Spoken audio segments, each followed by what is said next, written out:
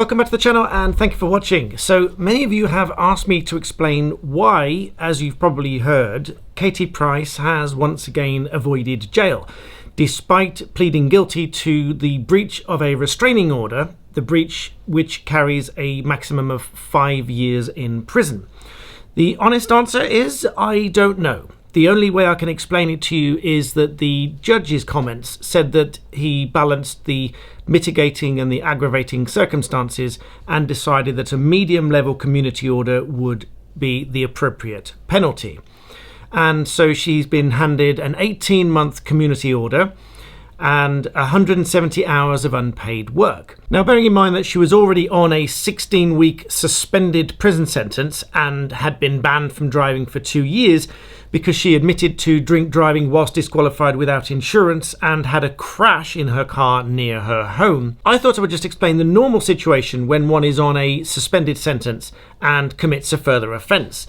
Now, the ordinary course of things would be that the court would look at the previous suspended sentence and look at the potential of reactivating that sentence. In other words, the person on committal of a new offence could serve and be committed to the original sentence. So that would see that she would have had to go to prison for 16 weeks, in addition to any additional penalty for the new offence, this time being the breach of a restraining order. Now, what I do find slightly confusing in this case is that the judge said, reportedly this is, by ITV, that the words used were highly offensive and inflammatory, so the breach cannot be considered minor.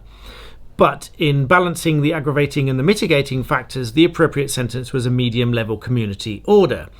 Apparently, Price had said she had misunderstood the order, the restraining order, which said that she must not contact, directly or indirectly, Miss Pentecost.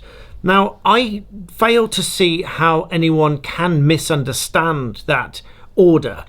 It simply means do not make any contact with that person in any way whatsoever, directly, indirectly, which would include telling someone else to give them a message. That's indirect contact. And doubtless she would have been given advice as to what that order meant, what that restraining order meant, and what she must not do. So I frankly don't really accept that she didn't understand what that meant. And given that this was not a minor breach, and breach of a restraining order is a relatively serious matter, breach of any court order is a serious matter, just as driving whilst disqualified, because a court banning you from driving is an order of the court that you must not drive.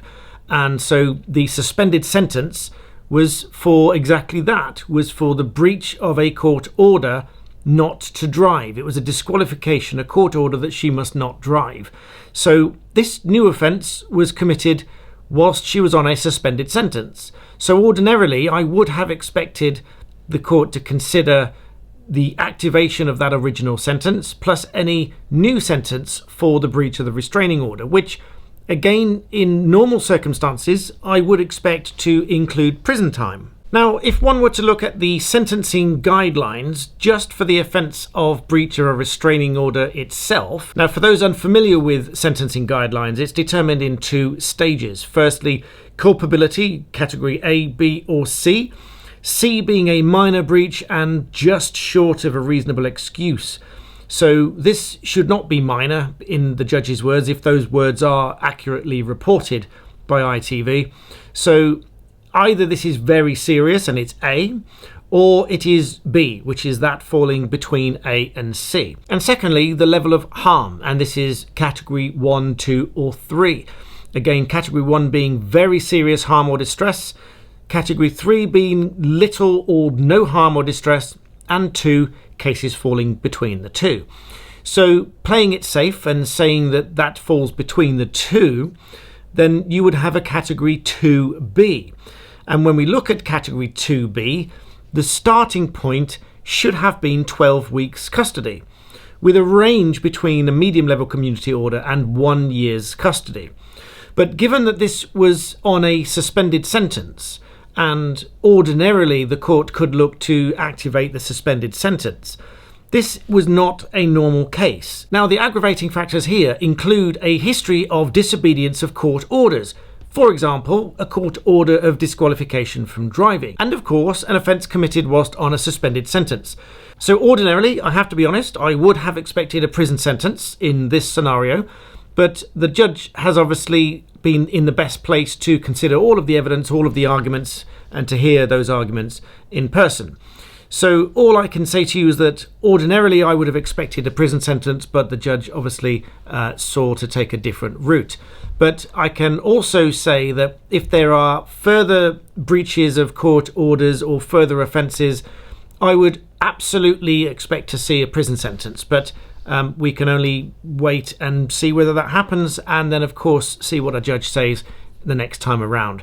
So I hope that has been some level of explanation as to my thoughts on this subject. But as I say, I'm not the judge. I wasn't there. I didn't hear the arguments. I don't have all of the facts and the details. I only have a summary of what's been reported and what's reportedly been breached and what offences have been committed. So either way, I hope you found that useful. Please give the video a like and make sure you're subscribed. And as always, thank you for watching.